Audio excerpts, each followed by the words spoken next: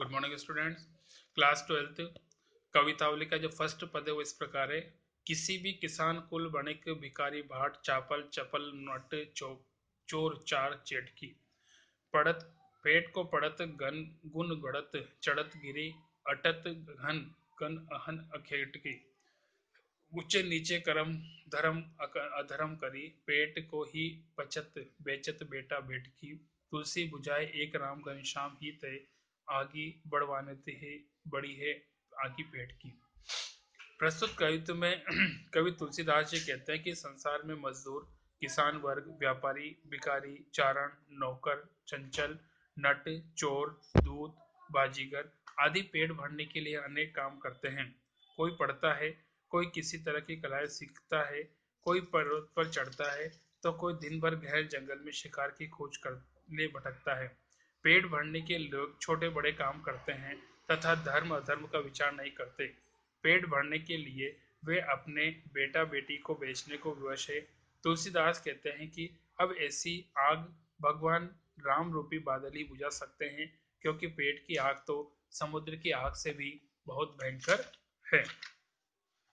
Second, खेती न किसान को भिखारी को न भीख बली वणिक को वणिज न चाकर को चाकरी जीविका विहीन लोग सिद्धमान सोच बस कहाँ एक एकन को कहाँ जाई का करी वेदहु पुराण कई लोको बिलोको साकरे सब पे रावरे कृपा करी दारिद दसानन दुबाई दूनी दीन बंधु दूरित दहन देखी तुलसी हा करी।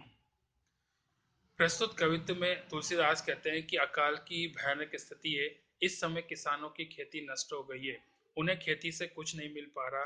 कोई भीख मांगकर निर्वाह करना चाहे तो भीख नहीं मिलती, कोई बलि का भोजन भी नहीं देता, व्यापारी को व्यापार का साधन नहीं मिलता, नौकर को नौकरी नहीं मिलती।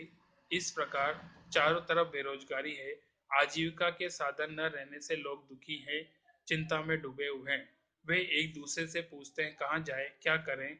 वेदों पुराणों में ऐसा कहा गया है कि लोक में ऐसा देखा गया है कि जब जब संकट उपस्थित हुआ है तब तब राम सब पर कृपा सब पर कृपा किए। ऐसे दीनबंधु इस समय दरिद्रता रूपी रावण ने हाँ इस समय दरिद्र रावण ने समस्त संसार को त्रस्त कर रखा था, सभी गरीबी से पीड़ित हैं। आप तो पापों का नाश करने वाले हैं, चारों तरफ हाय हाय मची हुई है।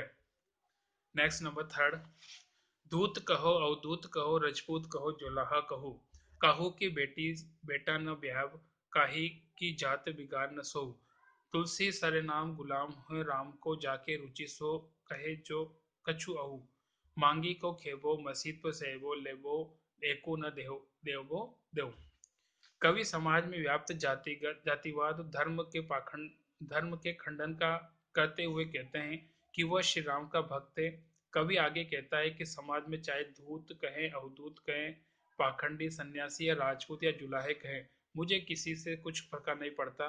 मुझे अपनी जाति और नाम की चिंता भी नहीं है, क्योंकि मुझे किसी से अपने बेटा या बेटे का विवाह भी नहीं कराना और न ही किसी की जाति बिगाड़ने का शौक है।